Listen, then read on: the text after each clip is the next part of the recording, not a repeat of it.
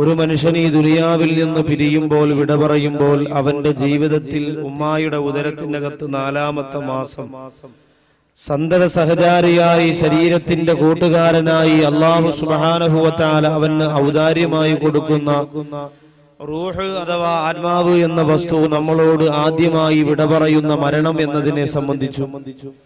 അങ്ങനെ ആ റൂഹ് നമ്മുടെ കണ്ണുകളിലൂടെ ഊരിയെടുത്ത് റൂഹ് ഉയർന്നു പോകപ്പെടുമ്പോൾ ഇന്ന റൂഹ തബിഉൽ ബസറ, നമ്മുടെ 2 കണ്ണുകൾ ആ റൂഹിനെ ഇങ്ങനെ നോക്കി നിൽക്കുമെന്നും അതുകൊണ്ടാണ് കണ്ണ് പുറത്തേക്ക് തള്ളി വരുന്നത് എന്നും, ആ റൂഹ് അങ്ങനെ പിരിഞ്ഞു കഴിഞ്ഞാൽ 10 സ്ഥലങ്ങളിൽ ആ റൂഹ് മാറി നിന്നുകൊണ്ട് മയ്യത്ത് പരിപാലനത്തിനു വേണ്ടി വന്നവരെയും മരണ വീട്ടിൽ സഹായിക്കാനും മറ്റുള്ളവരെ സാന്ത്വനപ്പെടുത്തുവാനും വന്ന ബന്ധുക്കളെയും കുടുംബക്കാരെയും കൂട്ടുകാരെയും നോക്കിയിട്ട് ആ മയ്യത്ത് വിളിച്ചു പറയും, അല്ലെങ്കിൽ ആ റൂഹ് വിളിച്ചു പറയും എന്ന വിഷയത്തെ ആസ്പദമാക്കിയാണ് നാം ഇന്നലെ 5 സമയങ്ങളെ കുറിച്ച് നാം പറഞ്ഞു.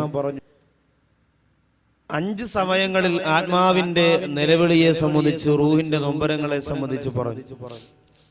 നബി സല്ലല്ലാഹു അലൈഹി വസല്ലമ തങ്ങൾ ആയിഷ ബീവി റളിയല്ലാഹു തആല അൻഹയോട് പറഞ്ഞു കൊടുക്കുന്ന രംഗമാണ് ഇത്. തന്നെ ഈ ഹദീസ് തന്നെ മറ്റൊരു റിപ്പോർട്ടിൽ നബി സല്ലല്ലാഹു അലൈഹി വസല്ലമ തങ്ങൾ ആയിഷ ബീവി റളിയല്ലാഹു അൻഹയോട് ചോദിച്ചു, പ്രിയപ്പെട്ട ആയിഷ, അയ്യു ഹാലിൻ അശദ്ദു അലൽ മയ്യിത്തി, ഒരു മയ്യത്തിന് ഏറ്റവും ഭയാനകരമായ ഒരു രംഗം ആ വീട്ടിലുണ്ട്, അതെപ്പോഴാണെന്ന് നിനക്കറിയുമോ?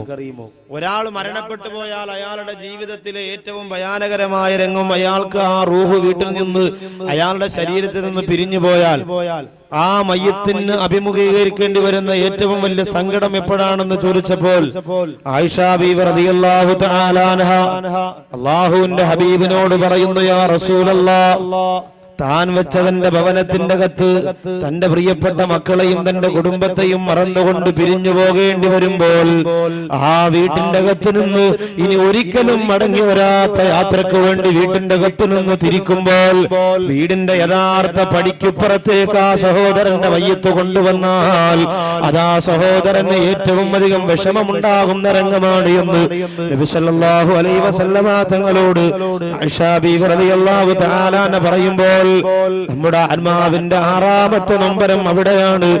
അതേ, ആ മയ്യത്തിനെ ചുമന്നുകൊണ്ട് സന്തൂക്കിന്റെ അകത്തേക്ക് എടുത്തു വെക്കുമ്പോൾ ആ ശരീരത്തിന്റെ കൂടെ ഇത്രയും നാള് സഹകരിച്ചിരുന്ന 4-ാമത്തെ മാസം ഉമ്മാടെ ഉദരത്തിനകത്ത് വെച്ച് റഹ്മാനാര പടച്ചതമ്പുരാൻ കൊടുത്തിരുന്ന റൂഹുണ്ടല്ലോ, ആ റൂഹ് വിളിച്ചു പറയുന്നു, യാ ജമാഅത്തി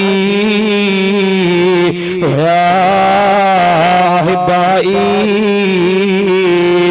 എന്റെ മയ്യത്ത് ചുമക്കുന്നവരെ, എന്നെ ഇഷ്ടപ്പെടുന്നവരെ, എന്നെ പള്ളിയിലേക്ക് അടക്കുവാനായി ധൃതിയിൽ കൊണ്ടുപോകുന്നവരെ, എന്റെ വീട്ടിൽ അവസാനമായി എന്നെ ഓർത്ത് കരയുന്നത് ആരാണെന്ന് ഞാനൊന്ന് നോക്കട്ടെ, അവസാനമായി എന്നെ ഓർത്തുകൊണ്ട് കണ്ണീരൊഴുക്കുന്നത് ആരാണെന്ന് ഞാനൊന്നറിയട്ടെ എന്ന് പറഞ്ഞുകൊണ്ട് ആ പ്രിയപ്പെട്ട റൂഹ ശരീരത്തെ ചുമക്കുന്ന ബന്ധുക്കളോട് പറയുമെന്നാണ്.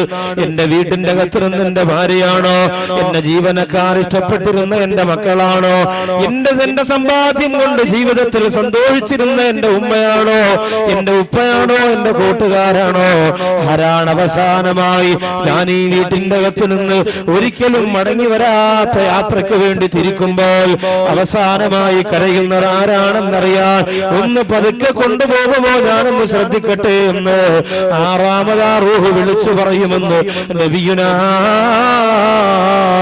മുഹമ്മദ് മുസ്തഫ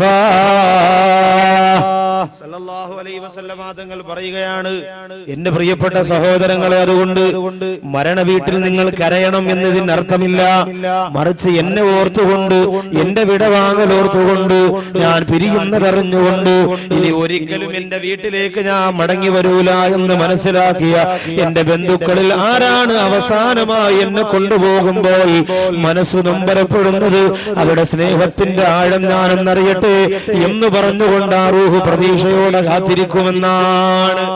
ഇന്ന് മരണ വീടുകളിലെ രംഗങ്ങൾ എന്താണ്? എന്റെ പ്രിയപ്പെട്ടവരെ, മരണ വീടുകളിൽ കരയാൻ വേണ്ടി മാത്രം ഹൈന്ദവ മതത്തിലെ സമുദായത്തിലെ സഹോദരിമാരെ പോലെ കരയാൻ വേണ്ടി മാത്രം ഒരു വിഭാഗം ജനിച്ചിരിക്കുന്നു. കരയാൻ വേണ്ടി മാത്രം. നമ്മൾ ആലോചിക്കണം, ഈ കരച്ചിൽ എന്ന് പറയുന്നത് എല്ലാവർക്കും അല്ലാഹു സുബ്ഹാനഹു വ തആല കൊടുത്തിട്ടുള്ളതാണ്. ചിരി എന്ന് പറയുന്നത് മനുഷ്യന് മാത്രമേ കൊടുത്തുള്ളൂ. ലോകത്ത് ചിരിക്കാനുള്ള കഴിവ് അല്ലാഹു മനുഷ്യന് മാത്രമേ കൊടുത്തിട്ടുള്ളൂ. വേറെ ഒരു ജീവജാലങ്ങളും ലോകത്ത് ഇന്ന് വരെ ചിരിച്ചിട്ടില്ല, ഇനി ചിരിക്കുകയും.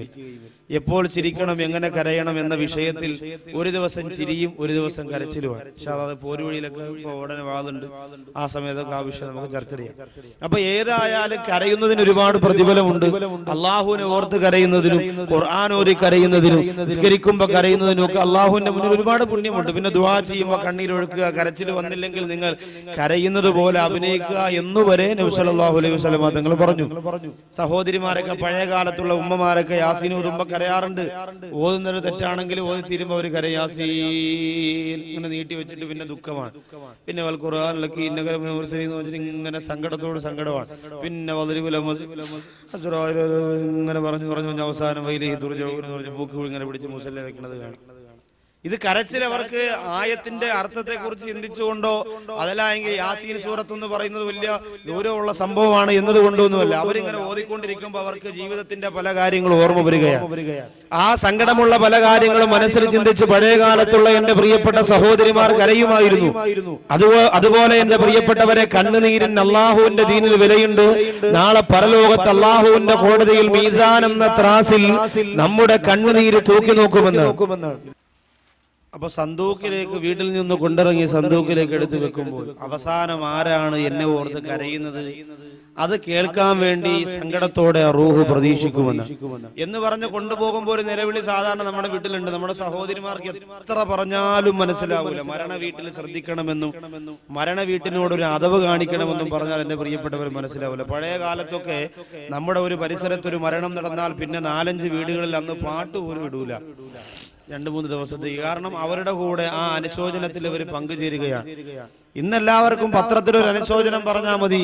ആരെങ്കിലും മരണപ്പെട്ടാൽ ആ പോസ്റ്റർ കൊണ്ടുവന്ന് വാഹനത്തിന്റെ മുമ്പിലും ഓരോ പോസ്റ്റിന്റെ മുട്ടിലും കൊണ്ട് ഒട്ടിച്ചു വെച്ചിട്ട് ഞങ്ങളുടെ പ്രിയ കൂട്ടുകാരന് ആദരാഞ്ജലികളെന്ന് എഴുതി ഒട്ടിക്കുന്നതോടുകൂടി അതിനോടുള്ള എല്ലാ അതവും മര്യാദയും കഴിഞ്ഞു എന്നാണ്. എത്രയോ വൃത്തിഹീനമാണ് മരണ വീടുകളിൽ. ചില വലിയ വലിയ നേതാക്കന്മാർ വരും, അവര് വന്നിട്ട് ആദ്യം അകത്ത് കയറി മരണ വീട്ടിൽ ഇങ്ങനെ മയ്യത്തിനെ കിടത്തിയിരിക്കുമ്പോൾ മയ്യത്തിന്റെ മുഖം കാണാൻ വേണ്ടിയിട്ട് കയറി വരും. ആ സമയത്ത് എല്ലാവരും നോക്കുന്നത് മയ്യത്തിനെ അല്ല, ഈ മയ്യത്ത് കാണാൻ വന്നയാളിനെ.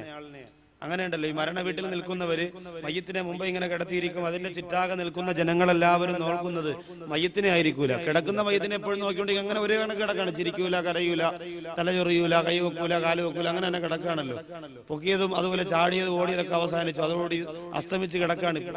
അതുകൊണ്ട് ആ മയ്യത്തിന്റെ 4 ഭാഗത്തും ഇങ്ങനെ നോക്കിക്കൊണ്ട് നിൽക്കുമെങ്കിലും മയ്യത്തിനെ അല്ല നോക്കുന്നത്, കാണാൻ വരുന്നവരെല്ലാവരും ഇങ്ങനെ നോക്കുകയാണ്. സഹോദരിമാര് ചോദിക്കും, ആലുവയിലുള്ള പെങ്ങള് വന്നായിരുന്നു. പെങ്ങള് വരുമ്പോ ഇവിടെ 5-6 നെഞ്ചിടിയും ഒക്കെ നടക്കും, ഇവിടെ 5-6 സ്വത്തിന്റെ പേരിലൊക്കെ അടി നടക്കും. ഇതൊക്കെ പറഞ്ഞിട്ട് ഇങ്ങനെ നോക്കാണ്. മയ്യത്തിനെ അല്ല നോക്കുക, മയ്യത്ത് കാണാൻ വരുന്നവരെ.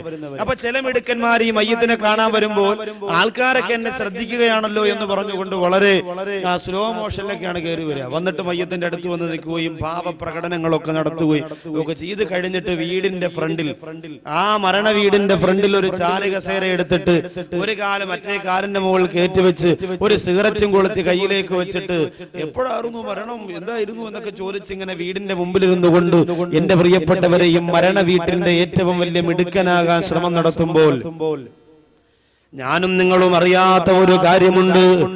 ഈ വീടിന്റെ മുമ്പിൽ കിടത്തിയിരിക്കുന്ന മനുഷ്യൻ ബർസഖ് ജീവിതത്തിന് തുടക്കം കുറിച്ചിരിക്കുകയാണ്. അല്ലാഹു നിശ്ചയിച്ച ദുനിയാവിന്റെ സമയം കഴിഞ്ഞതുകൊണ്ട് ആ സഹോദരനെ ഇതാ അല്ലാഹുവിന്റെ പള്ളിപ്പറമ്പിൽ, പള്ളിയുടെ പരിസരത്തുള്ള കാടുകൾക്കിടയിൽ കുഴിക്കപ്പെട്ട പച്ചമണ്ണാകുന്ന 6 മണ്ണിന്റെ കത്തളത്ത് എല്ലാ സന്തോഷങ്ങൾക്കും പരിമുറുക്കങ്ങൾക്കും അവസാനം കുറിച്ചുകൊണ്ട് അതാ ആഖിറലോകത്തിന് തുടക്കം കുറിച്ച് ബർസഖിലേക്ക് യാത്ര തിരിക്കുമ്പോൾ ആ സഹോദരന്റെ നൊമ്പരമറിയാ, ആ സഹോദരന്റെ മനസ്സിന്റെ സങ്കടമറിയാ എന്റെ പ്രിയപ്പെട്ടവരെ ആർക്കും കഴിയുന്നില്ല. അതുകൊണ്ട് ഞാൻ